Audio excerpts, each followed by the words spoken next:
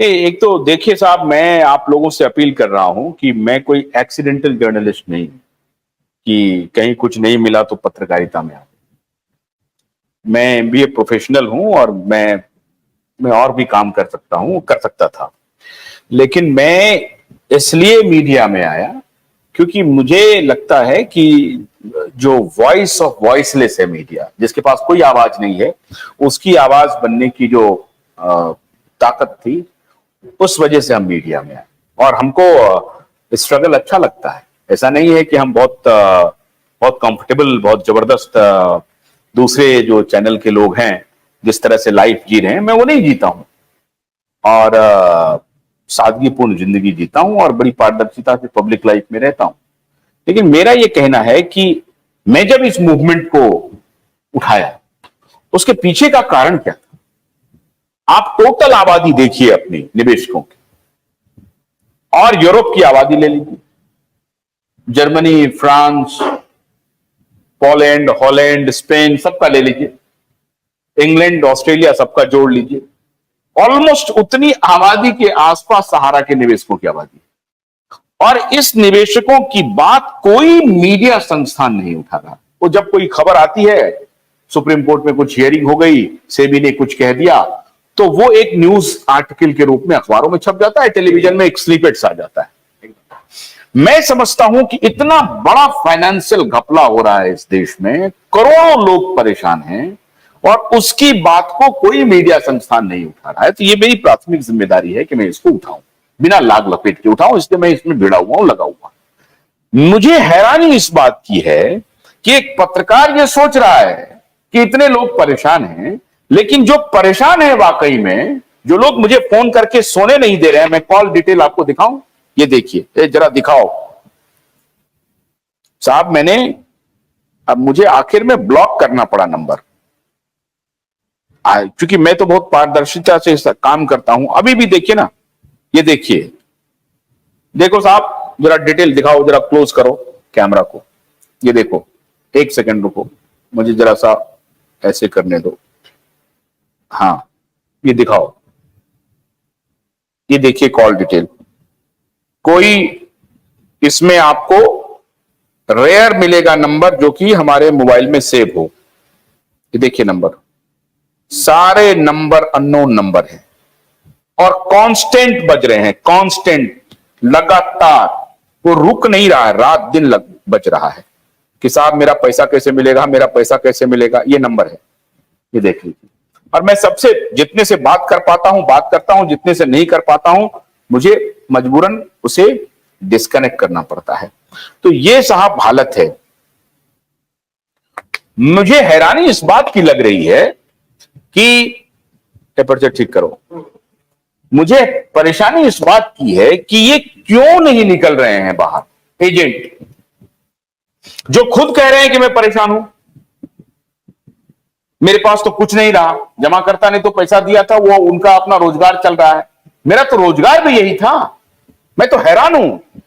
वो कह रहे हैं कि मेरा तो रोजगार भी यही था, मेरी रोजी रोटी यही थी, फिर वो क्यों नहीं निकल रही? या उनको कुछ आशा है, या उनको कोई गुमराह कर रहा है कि तुमको हम फिर दोबारा, तुम्हारी जिंदगी जो है सो जन्नत बनने वाली है, इसलिए तुम हंगामा मत करो, सब मिल जाएगा पैसा। मतलब पेशेंस की भी एक सीमा होती है। 1 साल, 2 साल, 3 साल, 4 साल, 5 साल, 6 साल, 10-10 साल होने जा रहे हैं। आप 2016 को ही बेसलाइन मान लें तो 8 साल होने जा रहे हैं साहब। कितना धैर्य रखेंगे ये बताइए तो सही। देखिए सर, जिस प्रकार आप लड़ाई लड़ रहे हैं उसी प्रकार हम लोग भी लड़ाई लड़ रहे हैं। लड़ाई के कई मुआयने होते हैं। कारण क्या है सर नहीं निकल? आज जो कारण इनके सामने है, उनको ये नजर नहीं आ रहा कि नदी बहुत तेज चढ़ी है, हमको भी उसमें बहना है और मर जाएंगे। आखिरकार इनको कौन जगाएगा? मीडिया के माध्यम, हमारा खुद का न्यू दुनिया चैनल है, 4 साल से पर डे 9 बजे रात को हम लोग अपनी आवाज को रखते हैं। हमारे 3-4 चैनल बने हुए हैं और उसी से संगठन ने बनाए, संगठन से चले और हम लोग जगाने का काम किया। कई राज्यों में, कई जिले में हम लोगों ने कोशिश भी किया और गए भी। उसका आज हमारे सामने आपके पास बैठे हैं, या वकील साहब से बात हुई है, तो उसी दमदारी के साथ तो हुई है ना। हमारी अकेली ताकत नहीं थी कि हम वकील साहब से बात कर लें।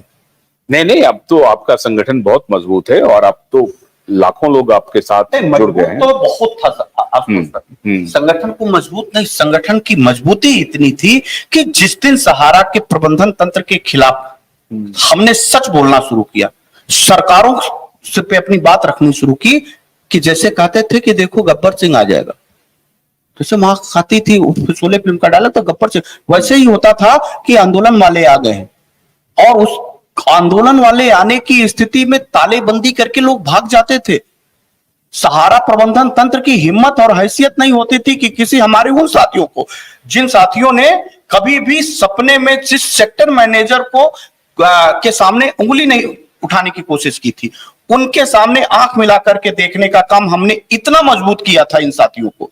हम एजेंट साथियों की बात कर रहे हैं, हमने पहली कमान अगर किसी को दी थी, चूंकि मैं निवेशक था, मेरे पास 1,40,00,000 लोगों में से 13 करोड़ इन्वेस्टरों को खोजना कठिन काम था, लेकिन किसी एजेंट को 13 करोड़ इन्वेस्टरों में से 1 घंटे में वो सारी लिस्टिंग, वो सारी मीटिंग जो हमने उद्देश्य के साथ रखा था कि वो अपने अपने निवेशकों को एक ही दिन में सब सूचित करेंगे, एक ही निश्चित समय पे सबको बुलाएंगे, 1,00,000 लोग एक जगह खड़े हो जाएंगे, सरकार घुटने पे आके पैसे दे देगी और सरकार लायबिलिटी लेकर पैसे दे देगी। इस उद्देश्य से बनाया गया। और मैंने ये कहा भी था कि आपने हमेशा लीडिंग पावर अपनाई है, ग्रुप लीडर हुआ, हम पैसे लगाए, हमारी जिम्मेदारी थी कि आप ले आकर के हमको पैसे जब निश्चित पूरा समय होगा आप दमदारी के साथ जाइए और लेके आइए, लाते भी थे। कुछ समय तक उन्होंने लाया। अब हमको नहीं मालूम था कि उसमें कितना गड्ढे हैं, हमको तो मतरने के बाद पड़ा है कि ये इतनी बड़ी नदी थी भ्रष्टाचार की कि आप एक बार भी गलती से पैर डूबेंगे तो डूब जाएंगे उसमें। इनको नहीं पता लगा, एजेंटों को नहीं पता लगा। 16 के बाद, सुन लीजिए सर, 16 के बाद अगर आंदोलन निकल के खड़ा हुआ तब तक तो आपको नहीं पता लगा। मैं मानता हूं कि आप गुनाहगार नहीं, आप कहते हो आपके पास पैसे नहीं, मैं सब मानता हूं।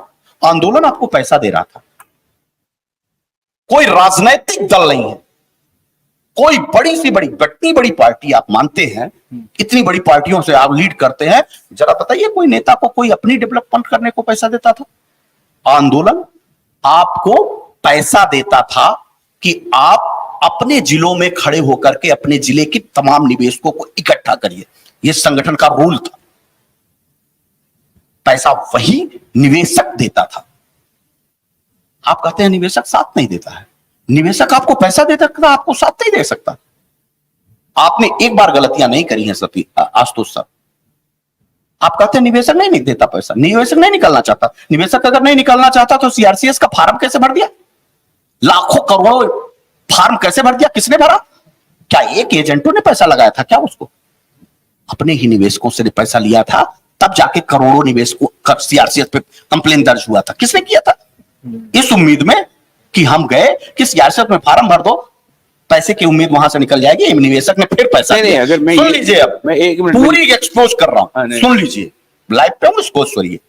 फिर निवेशक ने पैसा दिया, उस समय पैसा दिया कि आप सीआरसीएस में फार्म भरिए, फिर पैसा दिया कि सीआरसीएस में कंप्लेन दर्ज करिए, फिर जब सरकार कही कि आप लोग खाते डालिए, वहां जाने के लिए उनसे पैसे के लिए आप कंप्लेन भेजने के लिए 1.5 करोड़ रुपए के लोगों फिर उसी निवेशक का लगवा दे रहे हो और कह रहे हो निवेशक पैसा, निवेशक निकलना नहीं चाहता। अरे निवेशक से कहा ही नहीं मैंने इस आंदोलन के दौरान, जब रथ यात्रा निकाली और जब निकलने लगा तो निवेशक जब सामने पड़ता था भीड़ में तो आके कहता था कि कभी भी हम लोगों को ये नहीं बताया को बस्ती आजमगढ़ सिद्धार्थनगर या वहां पे निवेशक एजेंट कह रहा हो कि जरा वहां आंदोलन हो रहा है, चलिए। वो गुमराह करता था, किसमें जाने से क्या होगा? आज भी वही क्रम बरकरार है, इसमें जाने से क्या होगा? तो बताइए ना कि दोष किसका है? कोई गुनाहगार सुब्रत राय, ओपी श्रीवास्तव आके कह रहे हैं, ओपी श्रीवास्तव और उनकी टीम उनसे कहलवा रही है, उसकी संख्या कुछ सिलेक्टेड है जो पूरी तरह सब ही नचावा ही राम गोसाई नाचे ही नर मरकट की नाई, ये एजेंट वही है, वही सब नचा रहा है। और उन्हीं के इर्द गिर्द जितने लोग हैं कि उन्होंने सब वो लोग ही नचा रहे हैं जिन्होंने भ्रष्टाचार किया है। और उन लोगों को जो सेकेंडली, मैं फिर कह रहा हूं, मतलब प्रबंधन की कोई भूमिका नहीं, प्रबंधन की गलती नहीं है। प्रबंधन है ही नहीं है। आप क्या बात करते हैं? प्रबंधन कहां है कोई बता दीजिए आप। जब ओपी श्रीवास्तव, सुब्रत राय इस दुनिया में नहीं रहे, ओपी श्रीवास्तव ने लायबिलिटी लेना बंद किया, सुशांत सीमांत तो बाहर है, उनकी पत्नी का कोई जगह नहीं है, कौन सा प्रबंधन? चलो खड़ा करिए। मैं तो इतनी बार कहा हूं कि प्रबंधक जरा हम लोग मीटिंग कर ले भाई, 12 लाख कार्यकर्ताओं की एक मीटिंग करा दो भाई, जो तुम्हारे हैं तुम्हीं से मीटिंग कर लो भाई। हमको तो आपने हमारा यूज किया, हमारा पैसा ले लिया और हमको देना नहीं चाहते। अरे जो तुमको पैसा दिया उससे मीटिंग कर लो ना। ये कह रहे हैं कि ग्रुप मालूम नहीं है, मैं जो एजेंट कर रहा हूं, ग्रुप कैसे नहीं? आज भी एजेंट गुमराह कर रहे हैं, आज भी बस आज ही एजेंट गुमराह कर रहे हैं, आज भी नहीं, आज भी एजेंट गुमराह कर रहे हैं।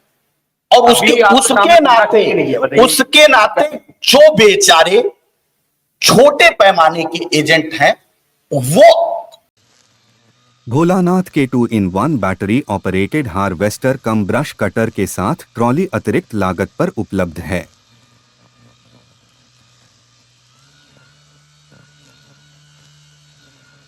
अधिक जानकारी के लिए कृपया दिए गए नंबर पर कॉल करें।